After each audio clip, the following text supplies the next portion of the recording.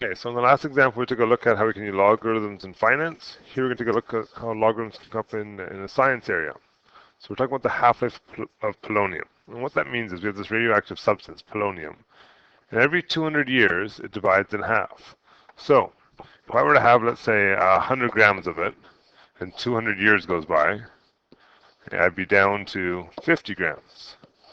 Another 200 years goes by, I'd be down to 25 grams, and so on and so on and so on. It's cutting in half every 200 years, which means it's following an exponential function. It's halving. So if I want to write an equation for this, my polonium, we'll call it P for polonium.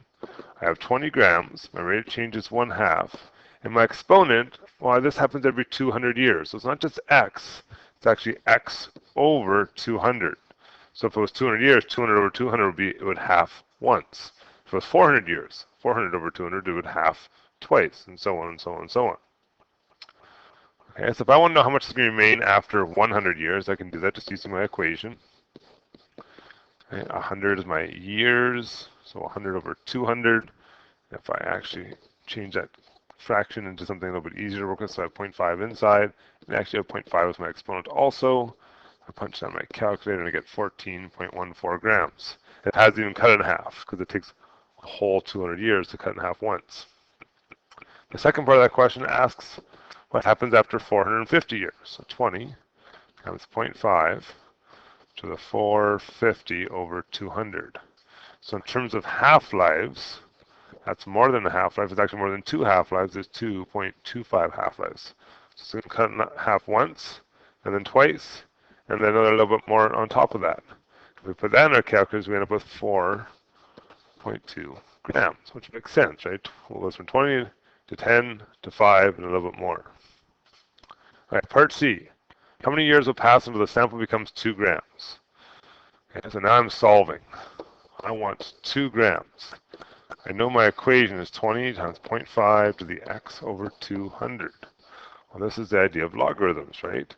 But to do a logarithm, I need to have one base by itself, so I need to divide out that 20. If I do that, 2 divided by 20, 0.1. On this side, I have 0.5 to the x over 200. I can take the log of each side, x over 200. I know I can bring the x over 200 down because it's an exponent. I have the log of 0.5 over there still. I still have the log of 0.1 on this side. And if I want to solve this for x, I need to divide out that log piece, right? So I divide the log side, 0.5 on that side. I got to do the same thing on this side. I'll be left with x over 200, and I'll punch my calculator log 0.1 divided by log 0.5, I get 3.32. How do I solve for x? I bring that 200 up, and I multiply.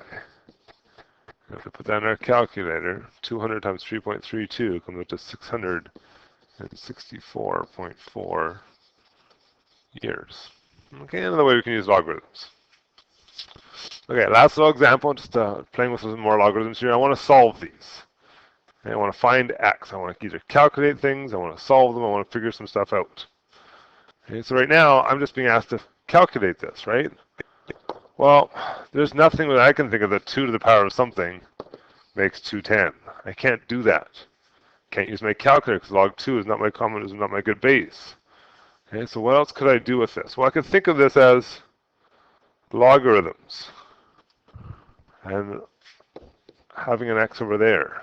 So really the question becomes, if I change the formula, what 2 to the x equals 210, right? Well, if I take the log of both sides now, so I've gone from logarithm to exponential back to logarithm, maybe that's something I can solve. The x can come down front. Get log 210 over here. I divide out my log 2 because I want to get x by itself, so I can divide it out here, and x will come out to 7.71. Okay, so by changing forms, log to exponents back to logs, I was able to solve that one. And you guys try the next one, same idea. 4 to the x has to be 210. Oh, sorry, not 210, 20. 210 was the last one. If I take the log of each side, the log of 4 to the x, log of 20, x can come down in front, log of 20. Divide out the log 4 piece,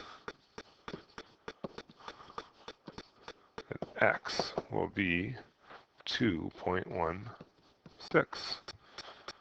Okay, so log to exponent back to log again.